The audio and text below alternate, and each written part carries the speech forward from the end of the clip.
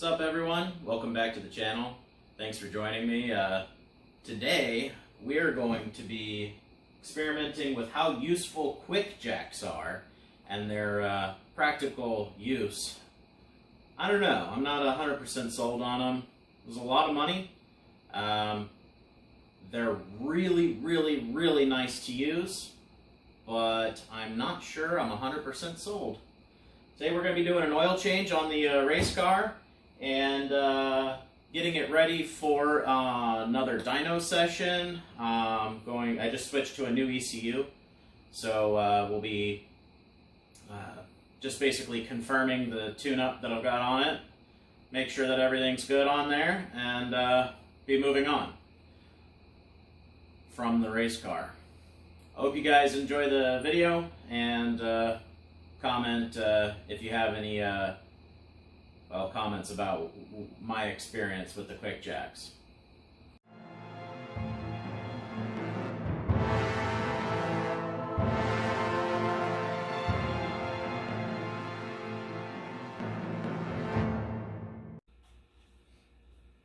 Okay, so my first complaint with the QuickJacks is they come with 0 jack pads. So right away, in order for them to actually be usable, you have to buy another $120 in pads. Or you can go on Amazon and order them. The point remains, I don't really feel that spending $1,100 on these and not getting what really should be $40 in rubber is a appropriate return for a purchase price on something like this. I really feel like the price that I paid for these isn't appropriate for what came with them in terms of required to be used. So I went ahead and bought the pads and the blocks. Frankly, I feel like these things should have pads built into them that stand up above the height of the metal. You literally can't use these without them. So that's my first complaint. My second complaint is that they have, how do I say this? It's a little bit it's almost too flexible in where you can mount the pads, to the point where you can start putting the pads on, or putting the jacks on where they're not, like right now, where they wouldn't be lined up with the car. You can actually jack the car up with the ramps, with pads trying to go up like this. It's extremely dangerous. So I feel like there should be a narrower print here for the pads to sit, and that would make them much more usable. Secondly, they have wheels on them on the back side, which is very nice. They're rubber wheels, so they should last a long time, especially for how much you're probably going to be rolling this anyways. The problem I have with it is it doesn't have wheels on the other side. Why? I don't know.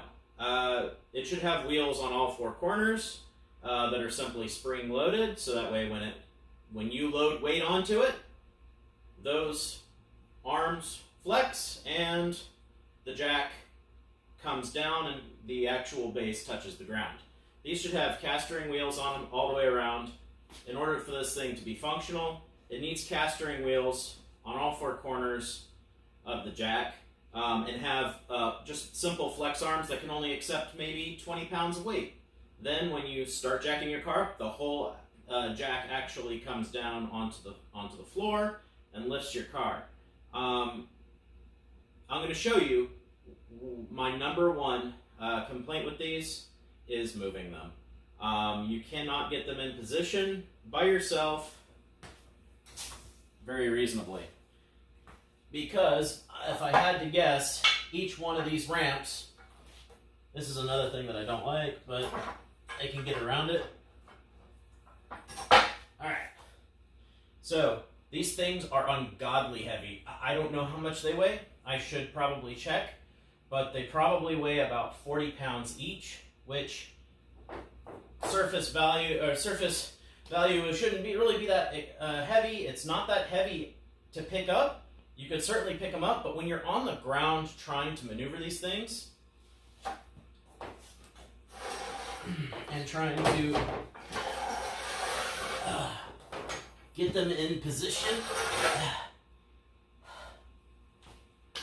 if they were lighter or if they had wheels, it would certainly be a lot easier. So that's my biggest complaint, is how cumbersome these things are. They really need to be this heavy. So I would say cast steering wheels that are on flex plates, so that way when you put weight onto the actual jack, they flex and the pads are, the jack is then on its base. I think that'd be the biggest improvement I would do if I were making these over again. Yeah. So the next point that is frustrating about them is, if you're a single person working on your car, they're not very handy. If you have two people, these are amazing. Two people, you can both, one on each side, be setting up the pads, getting everything in alignment. You don't want to put your jacks on your car, like this, and then it lifts. That's dangerous as well. So these things are super safe if you set them up right. I mean, I feel safer than jack stands, that's for sure. So my concern is with the just single person using these. It's a bit cumbersome. It really is. It's daunting to work on them by yourself. So you want to position them to where they're both longitudinally equal. Then you want to laterally equally load them as well. And then one of the ways that I've been doing that to make sure that I get them lined up in the same place each time has been to put the blocks in a corner, either the forward corner off to the same side to the outside, and then the same rear corner, and then go to the other side and obviously flip-flop that, and it would still be on the outside on the rear or outside on the front of the jack, and then make sure that the jack points are going to be going up into the same place. Then you got to connect the hoses. Really, I should have already connected the hoses before I slid this underneath the car. I'm going to pull it back out or reconnect everything. Not a big deal. But so then you got to jack the jack up just a little bit to get it started. And so what I'm going to do, I'm going to video trying to get these things positioned, one man. All right, so controller is here. Very simple. Before you connect any of the hoses, you need to press the down button. Don't press the up button without anything connected. And what that does is it just relieves any pressure that might be in the chamber. So that way when you go to connect your hoses, they'll actually connect. So we're going to move on to connecting those hoses up. 2 hours later.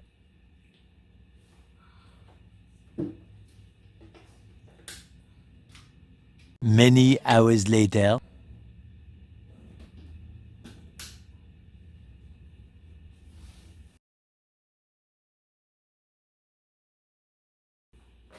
All right.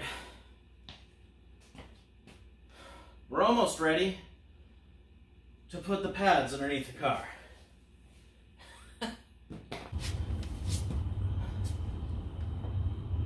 So I'm looking for the little grooves on the front. So that's where I'm gonna want these to run up to. So I'll put that on the front.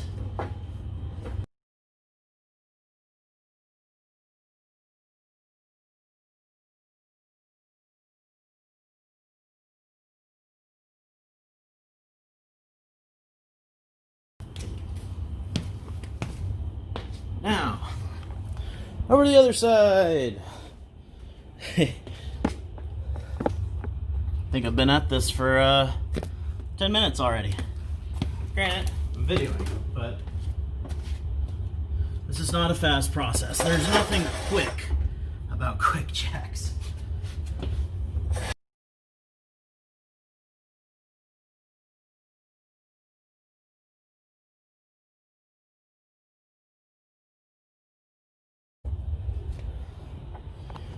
It also doesn't help that I'm fat.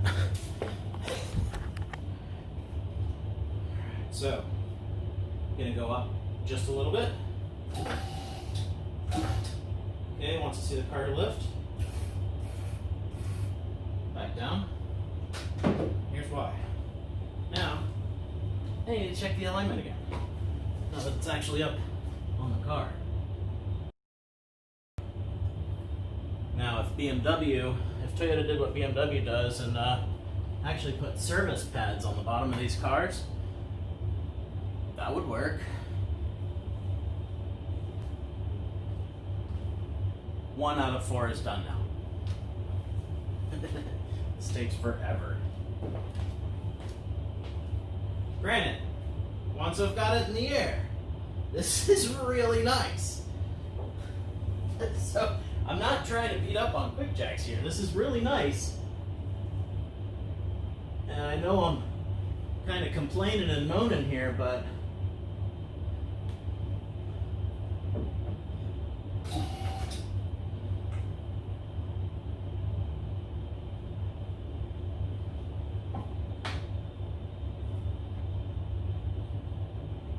this is a bit much having to do this. There's 2. I gotta check this one. 1 eternity later. So, the manual says to take it up to its first jack point. So here we go. I'm sure that's safe.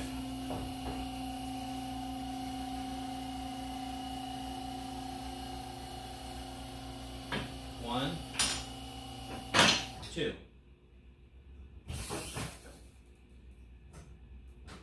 Okay.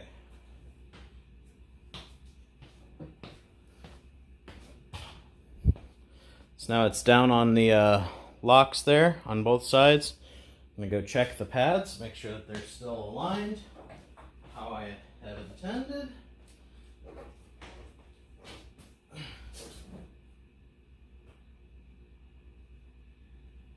Well, step 1 is complete. I'm just kidding. It's up off the ground. I'm good. The blocks are all aligned. So I'm going to take it the rest of the way up.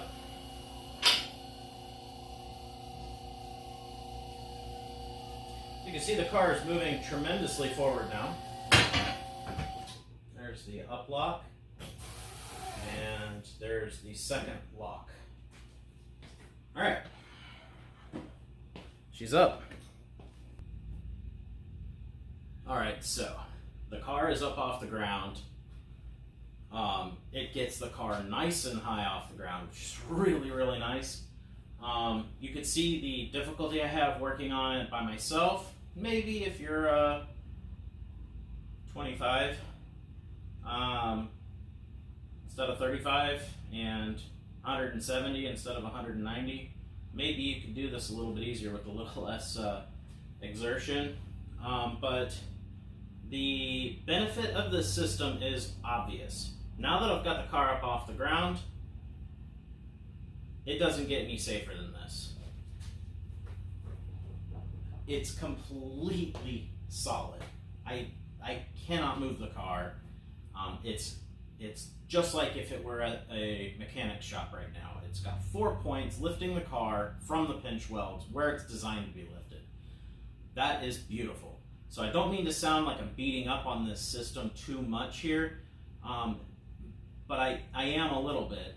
And it's just simply because I guess it's limitations of working solo. To be called QuickJacks, you need 2 people to truly make this quick. So that way one person could be manning the motor and the front, and the one person at the front and the rear of these jacks. So that way you can get them aligned and get the car up in the air. I've had my friend over and we've done it in 5 minutes. 5 minutes with 2 people to get a car up in the air isn't any faster than jack and jack stands. Where it comes into play is when you've got a nice car sitting next to it. This is so nice because I can go up, I can lift the car back up, I can lift the car up, get it off the locks,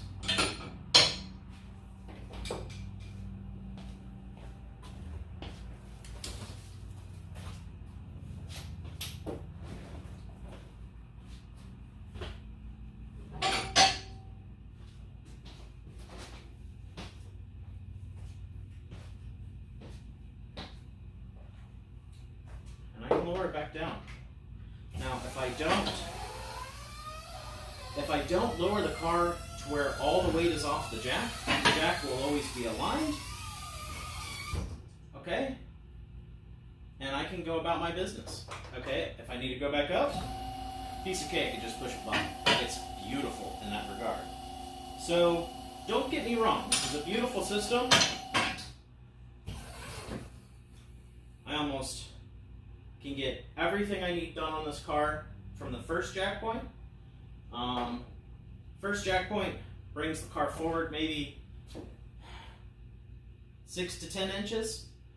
But if you bring the car full forward, all the space that you would have in front of the car gets very quickly eaten up. This is the first jack point. If I bring it up to the final jack point, I think you may have seen me in camera there try to squeeze by. It eats up a lot of space really quickly. Let's do that one more time.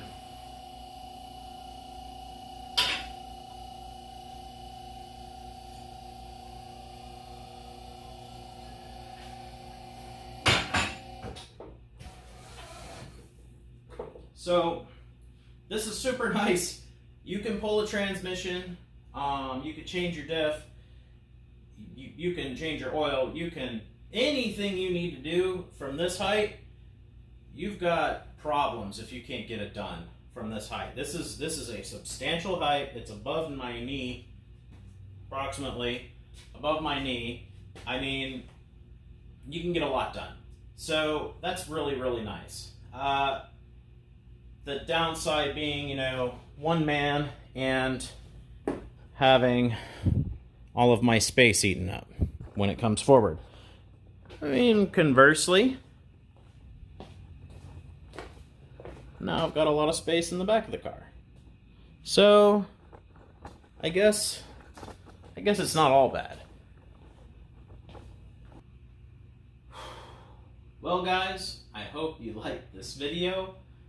This is how quick the QuickJacks cannot be, but they are so nice once you've got them set up. If I needed to do multiple jobs on the car, which I do, I'm doing a power steering pump rebuild now on this car. I just did it on the black car. Now, unfortunately, I got to do it on this car. Needs a new pulley bearing. So, got to pull the power steering pump out. Nothing wrong with the power steering pump, but the bearing is bad. So, I got to take the whole thing apart just to replace a bearing. Kind of a pain, but I guess it'll give me another chance to take a power steering pump apart. But I got to do that. Got to do the oil change, and the car's going to be ready for dyno day. So, yeah. It's not so bad because I can go up and down as needed. I can run the car and all of that. Hope you guys enjoy the video. Have a wonderful day. See you next video. And one more thing. If you wouldn't mind, could you check out my channel? It's called Sailing the Sky. It's my alternate channel. I'm going to try not to get too much flying stuff going on my car channel. This car channel is TheProPilot though, am I wrong? So, if you wouldn't mind, go check out my other channel called Sailing the Sky. The link will be in the description and tagged in the comments. Thank you guys so much.